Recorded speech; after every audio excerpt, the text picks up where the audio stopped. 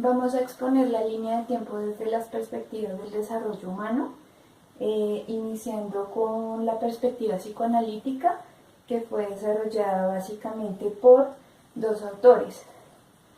Por Sigmund Freud, que habla de la teoría del desarrollo psicosexual, y por Erik Erikson, que habla sobre la teoría del desarrollo psicosocial. Para Freud, lo más importante era el desarrollo de la personalidad del niño, que estaba dividido en tres etapas: el ello, el yo y el superyo. El ello gobernaba a los recién nacidos y operaba mediante el principio del placer, que era cuando el niño comía o era amamantado, le producía placer.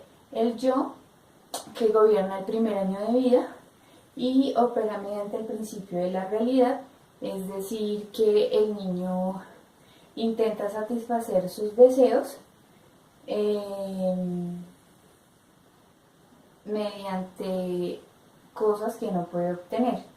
El super yo, que ya se desarrolla entre los 5 y 6 años de edad, y este es operado bajo el principio de la moral. Ya en este, pues el niño tiene una conciencia más o menos desarrollada y diferencia entre lo que puede tener y lo que no puede tener, lo que puede hacer y lo que no puede hacer, más o menos como entre lo que está bien y lo que no está bien. Para Freud también el desarrollo psicosexual se da mediante las 5 etapas, que eran la oral, de 0 a año y medio, que es la relación con la boca, todo se lo meten a la boca. La anal, que es del año y medio a los 3 años, que se relaciona con el control de esfínteres, le produce placer ir al baño. La fálica, que es de los 3 a los 6 años, y es la manipulación de sus genitales y la orientación sexual. En esta etapa las niñas descubren que no tienen pene, y los niños entran en la etapa de enamoramiento o deseo sexual ante la madre, que es denominada la etapa de Edipo, y las niñas, por el contrario, pues deseo sexual ante su padre, que es la etapa de Electra.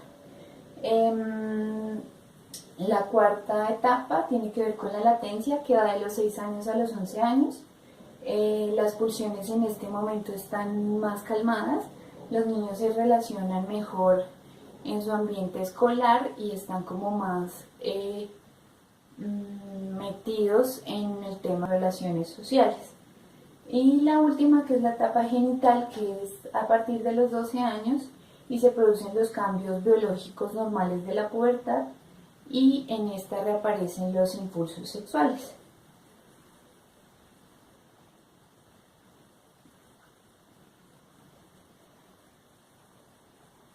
El siguiente autor es Erik Erikson.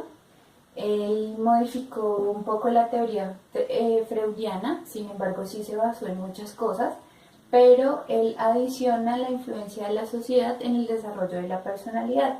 A diferencia de Freud, dice que el yo se desarrolla durante toda la vida. Él propuso la teoría del desarrollo psicosocial, que abarca 8 etapas que él nombra como ciclos vitales. Ciclos vitales quiere decir que una vez termina una etapa, se continúa con la siguiente. Fueron 8, de 0 a 2 años era la confianza versus la desconfianza, y él decía que cuando se superaba la etapa se producía una virtud, y la virtud que se produce en este tiempo es la esperanza. De los 2 a los 4 años era la autonomía versus la vergüenza, y la virtud que se desarrolla es la voluntad.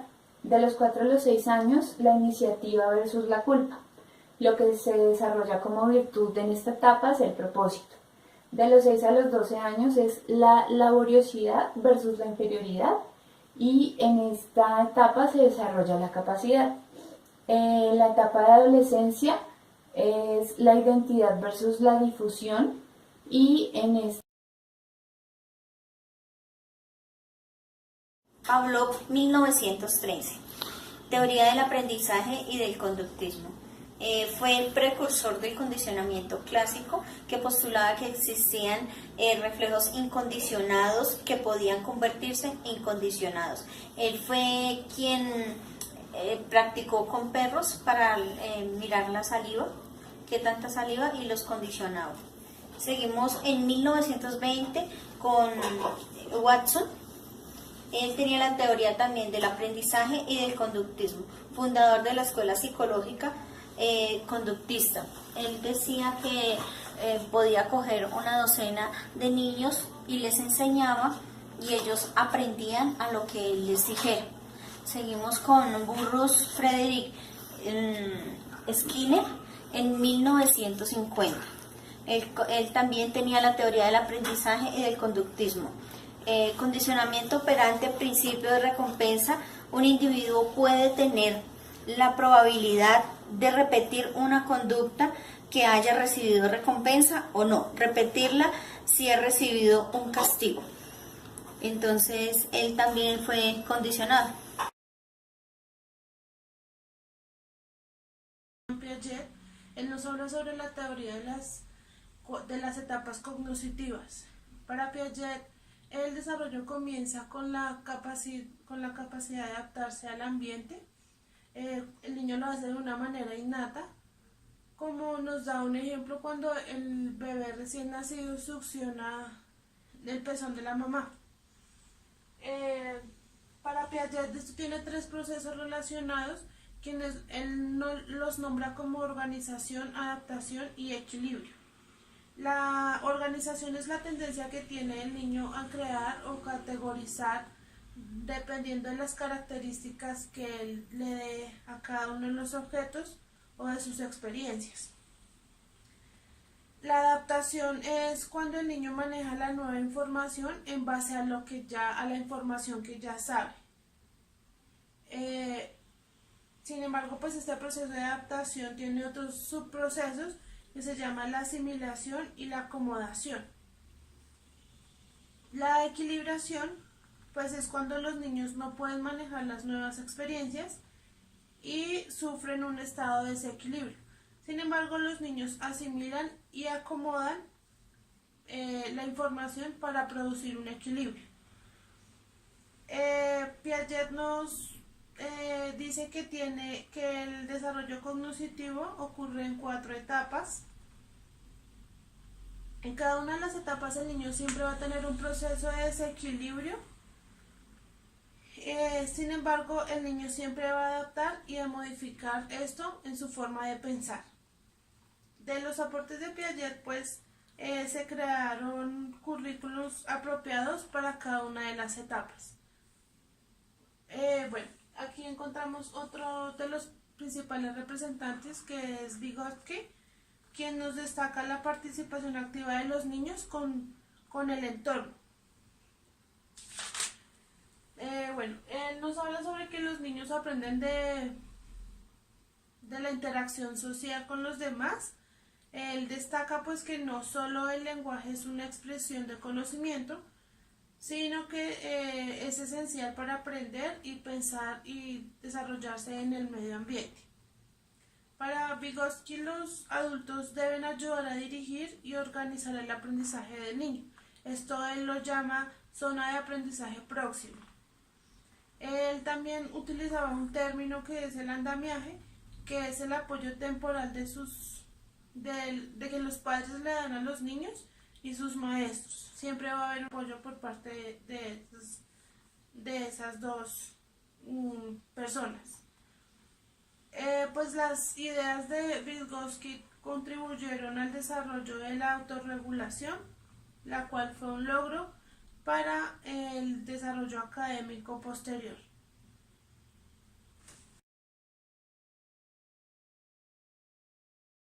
Es la perspectiva contextual. Esta fue desarrollada por el autor Uri Bronfenbrenner. Él propone la teoría de la bioecología, que se basa básicamente en 5 sistemas en donde el niño se desarrolla. Dice que el proceso del desarrollo ocurre por la interacción de esos sistemas ecológicos con el organismo biológico, entendiéndose como el organismo biológico el niño, pues la persona. Mm, Decía que los niños generalmente no son conscientes de los sistemas que los rodean y las afectaciones que estos pues tienen en su desarrollo. Em, Vamos a ver los sistemas que propone la teoría bioecológica. Entonces él decía que está compuesto por 5. Aquí está el microsistema, que es el primero, que es de lo particular a lo general. Entonces, el primero es el microsistema, que habla del entorno cotidiano, es decir, el hogar, pues el lugar de trabajo de los padres, la escuela, como las personas con las que se relaciona en su diario vivir. El segundo es el mesosistema, que es como la interacción entre los microsistemas, es decir, digamos, la relación entre los padres y los profesores o entre los niños con los vecinos, es esa interacción. El tercero es el exosistema, que es un vínculo entre los microsistemas y un sistema externo que afecta indirectamente a las personas. Puede ser como, por ejemplo, las leyes o las cuestiones religiosas. Los macrosistemas, que ya abarcan los esquemas culturales, las ideologías, los esquemas económicos, políticos y sociales. Y el quinto, que es el cronosistema, que ya añade una dimensión temporal. Puede ser un cambio en la estructura familiar, en el lugar de trabajo de los padres, o algo más grande como por ejemplo una época de guerra o un periodo de recesión económica. Entonces, él decía que todo.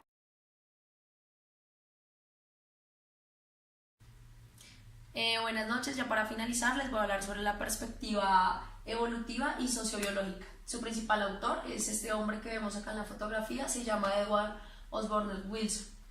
Se caracteriza por los trabajos que ha hecho en evolución y sociobiología. Lo que él hace es tomar los resultados de la psicología evolutiva para poder dar algún tipo de explicación de la adaptación que tiene la conducta en el individuo o en algún tipo de especie. Recordemos que el autor Darwin nos dice que pues la especie menos adaptable tiende a extinguirse, como lo hemos visto en algunos animales en el mundo. Dentro de esta perspectiva encontramos algo que se llama los mecanismos evolutivos. Estos mecanismos son conductas que adquirimos para poder resolver algunos problemas que tengamos de adaptación. Un ejemplo básico de esto son las mujeres en embarazo. Algunas mujeres en embarazo tienden como a perderle el gusto a cierto tipo de alimentos. Esto se debe a que la conducta lo desarrolla para poder proteger el feto de alguna toxina que tenga la comida. Dentro de esta perspectiva encontramos también el concepto de etología. La etología es el estudio que se encarga de la conducta que tienen los animales para poder adaptarse o la evolución que ha tenido para poder adaptarse. Un ejemplo básico de esto son las arañas, cuando tejen las telarañas, o las ardillas cuando guardan las nueces dentro de la tierra. Esta es una conducta que pues ha venido desarrollándose para poder tener más probabilidades de sobrevivencia. Como tal, lo que hace esta perspectiva es intentar darnos una explicación de los procesos y los mecanismos con los cuales se ha venido produciendo la evolución. Muchísimas gracias.